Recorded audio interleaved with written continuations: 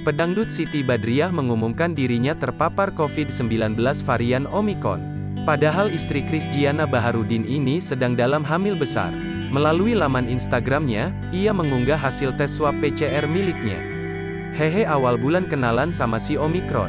Baik-baik ya Omikron sama Mommy Fruity, tulis Siti Badriah, dikutip Tribun News, Kamis, tanggal 3 Februari tahun 2022.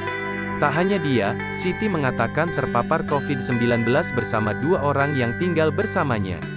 Postingan itu langsung dibanjiri warganet hingga rekan-rekan artis. Tak terkecuali suaminya sendiri, Kris Giana Baharudin. Bismillah, si Unicorn lagi ngajak kenalan doang kok itu bentar, abis itu pulang lagi sehat lagi ketemu lagi kita, tulisnya. Cepat sembuh ya Bumil, sehat, semangat, tulis Jenita Janet di kolom komentar.